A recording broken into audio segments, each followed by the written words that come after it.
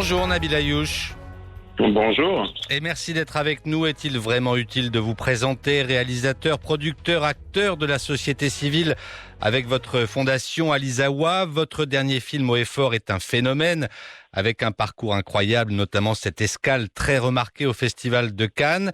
Nabil Ayouch, est-ce que vous vous attendiez à un tel écho?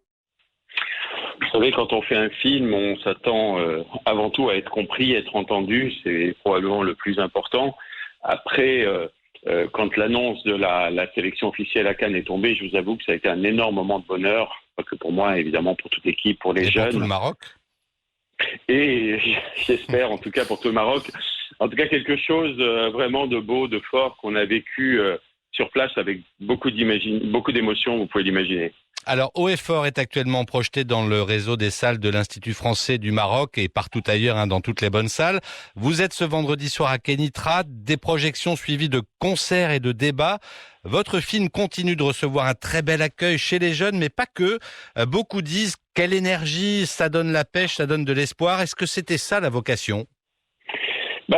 C'était au départ, en tout cas, la volonté très forte de donner la parole à cette jeunesse. Et cette jeunesse, est pleine d'énergie et pleine d'espoir, et d'une énergie positive en plus, qui me rappelle beaucoup ce que j'ai pu vivre quand j'étais gamin en banlieue parisienne. Et c'est une des raisons majeures pour lesquelles j'ai eu envie de faire ce film. Et c'est vrai que c'est pas un film qui s'adresse uniquement à la jeunesse, c'est un film qui, en plus, dans une époque qu'on est en train de vivre depuis maintenant bientôt 2 ans, peut aussi amener des gens à se poser des questions sur le sens de ce qu'on fait, de notre existence, et probablement aussi retrouver un peu de fraîcheur, un peu de lumière dans notre vie de tous les jours. Alors rappelez-nous un peu la genèse de Haut et Fort. Ça part de Positive School auquel votre fondation est associée, c'est ça ?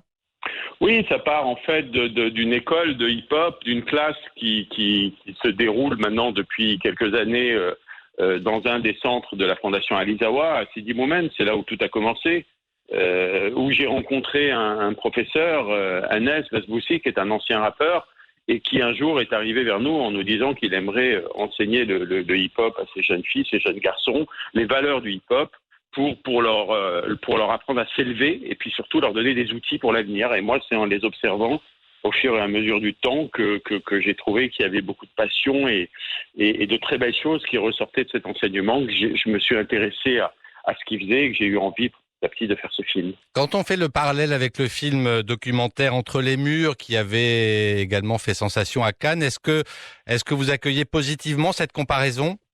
Complètement, oui. C'est une des références pour moi cinématographiques, Entre les murs, très beau film de Laurent Canté, tout comme Être et avoir de Nicolas Philibert.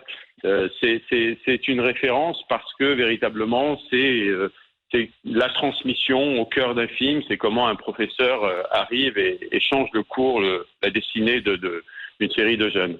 Alors vous dites, j'ai lu dans une interview, vous dites la musique a un pouvoir de détourner notre jeunesse de toute forme d'extrémisme. Ça nous renvoie aux Chevaux de Dieu, votre adaptation des Étoiles de Sidi Moumen, de votre ami Maï Binbin. Qu'est-ce qui relie ces deux films ? C'est la jeunesse, c'est Casablanca ? Haut et Fort, c'est un peu l'autre versant des Chevaux de Dieu. C'est vrai que dans les Chevaux de Dieu, j'ai eu envie d'explorer comment des gamins de 5 ans pouvaient ensuite se transformer en bombes humaines et aller se faire sauter et tuer avec eux des dizaines et des dizaines d'innocents par manque de perspective, de capacité à se projeter, à rêver. Et puis dans Haut et Fort, j'ai eu envie au contraire de montrer que cette jeunesse, elle est capable d'autre chose. Si on lui en donne les moyens et si on lui en donne l'accompagnement, c'est un peu tout le travail qui est fait par les équipes de la Fondation Alizawa depuis bientôt 10 ans, elle est capable de recommencer à rêver et de reconstruire un rêve commun avec le reste des citoyens de ce pays. Et ça, évidemment, c'est pas valable qu'au Maroc, c'est valable bien au-delà. Il y a une universalité dans votre film. Quand vous le montrez, et vous l'avez montré beaucoup à l'étranger, quel est l'accueil du public hors du Maroc ? Beaucoup de jeunes s'y retrouvent énormément, comme je vous le disais.